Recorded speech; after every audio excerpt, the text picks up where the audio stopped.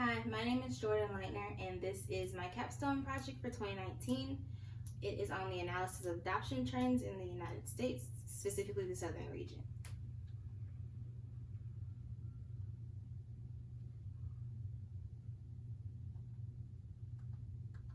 A quick overview of adoption in the United States. The first adoption law was not passed until 1851. It was in Massachusetts. The law was designated to protect children, to make sure they were going into loving homes for their benefit and not the benefit of companies and families who wanted to use them as new slaves after the Civil War. In 1912, the U.S. created the Children's Bureau in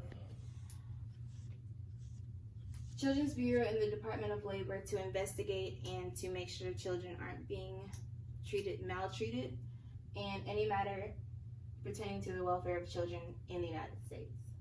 Every year, on average, there's at least 440,000 children in foster care waiting to be adopted.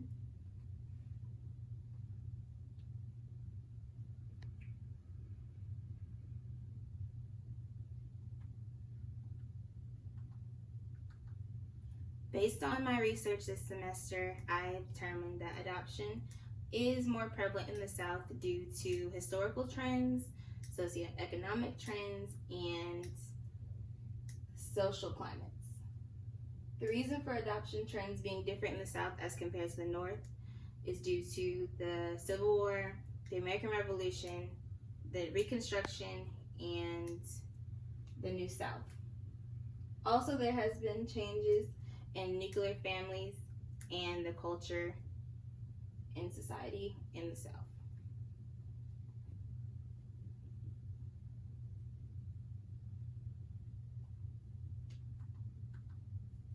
Adoption practices following the Civil War. During the 1860s, the United States was waging a war within itself. The South and the North were battling to see if we were going to keep slavery or if it was going to go ahead and free all of the slaves. The North prevailed and slavery was ended. However, this caused an issue for a lot of the plantations and the farmers in the South, as they had no more workers to create their mass productions of cotton, sugar, textiles, and tobacco. So, in an effort to bring back the mass labor that they lost, they struck deals with poor families to take in their children and use them for free labor. The families were compensated, but the children were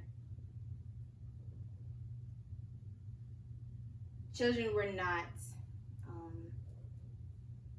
paid, and they were treated as slaves.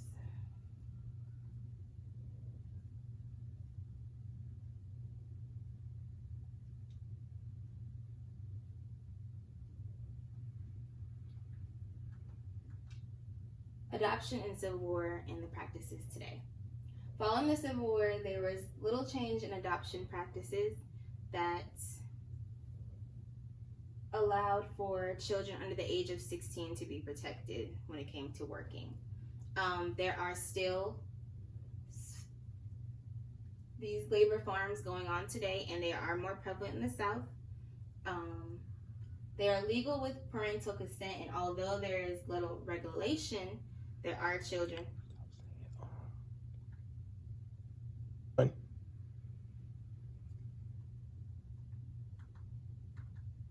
Texas, Oklahoma, and Louisiana are some of the biggest states that have these legal child labor farms.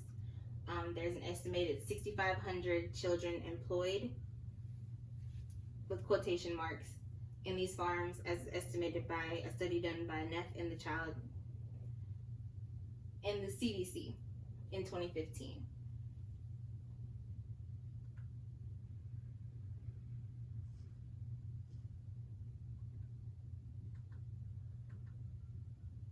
Along with the historical trend, there's also been a societal trend.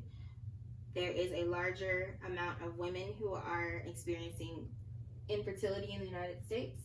In the last 13 years, 30% of women have been experiencing infertility, 1 in 5 in the South, and 1 in 8 in the North. This means that families are looking for adoption rather than being able to care. That is really distracting. To cut that out too. That means that families are looking to adoption rather than being able to have children their own.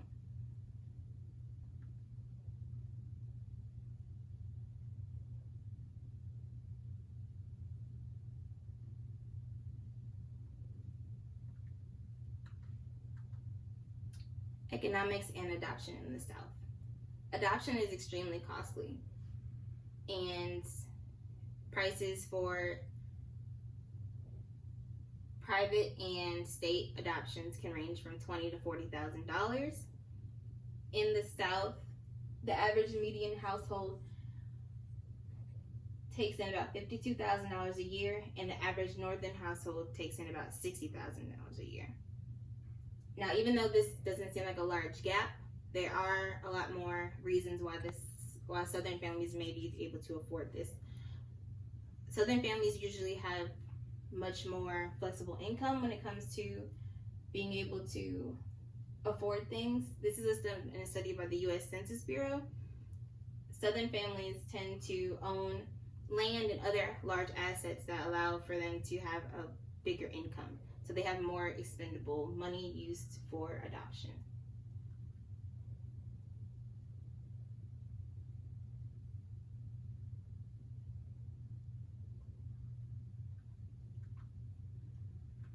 Some more societal trends.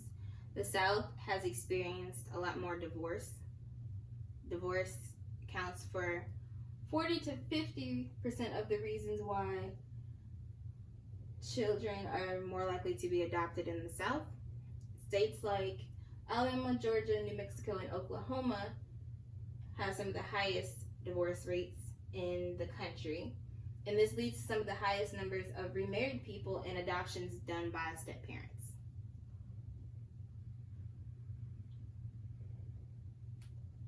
And that is the end of my slideshow.